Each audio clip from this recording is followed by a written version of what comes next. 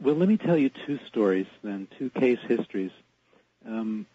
One is a woman I saw from China, a surgeon trained in Western medicine. This was her first trip out of China. She came with an interpreter to my office in Miami, and we did a past life regression. She couldn't even say hello in English, couldn't speak any English at all. That must have made, I would think, in the synergy between doctor and patient, that would make it doubly tough.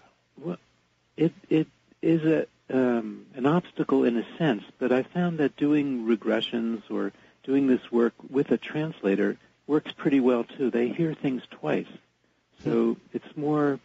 It doesn't seem to get in the way of the regression. Okay. It takes a little longer because you're working through the translator.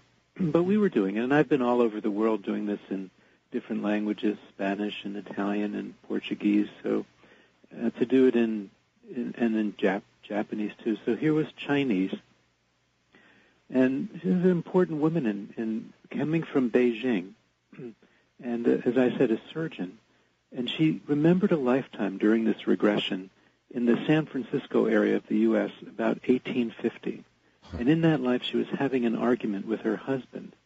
And she began to speak during the session in very colorful, fluent English. Wow. And this is that xenoglossy thing, speaking foreign languages you've never learned. The translator didn't realize it at first because translators hear one language and they translate into the other. So he started translating the whole thing back into Chinese for me. And I had to hold up my hand and say, stop it. I understand the English. So yes. That kind of thing, because I knew, and he certainly knew, I thought he would fall out of his chair, the translator, that she couldn't speak English at all 30 minutes before this. And here she was speaking English fluently. So as a scientist, you have to say, what is this? How does this work? What is this all about? Another case is a woman that I started to mention before the break, Jenny Coquelle, a British woman. I met her at first when she was 41 years old, and she was talking to her 85-year-old son and her 81-year-old daughter. And the story is from the time she was a little girl, and this is just like the past life cases of Ian Stevenson and others. She had known she had a family in Ireland. She was born in England, that she had 8 children. She's telling this to her parents when she's 3 years old, that her husband was irresponsible and she couldn't trust him to watch over the children because she had died and left them when she was young. She had 8 children. She died early. She needed to find her children. And she knew her name was Mary, but she didn't remember her last name.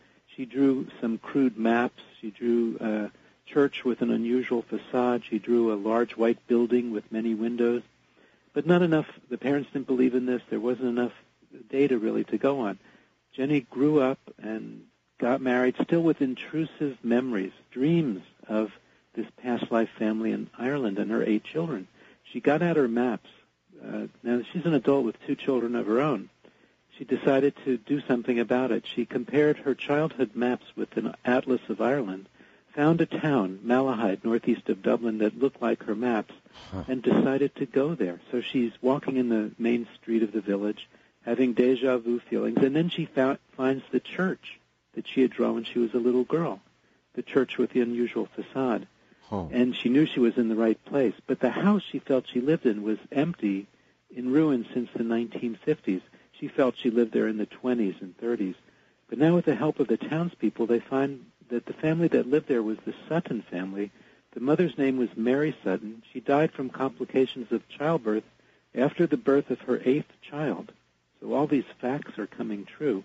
In the large white building that Jenny had drawn when she was a little girl, that was the hospital in Dublin, and Jenny was able to go there, go to the very room and describe what happened. And the husband was irresponsible. Of the 8 children, they all grew up in orphanages, and 5 were still alive. So they open up the records. There's this big reunion. The youngest 2 didn't even know that they had siblings. They had grown up in different orphanages. God. And Jenny was able to tell them all about their childhoods, the little details that only their mother knew.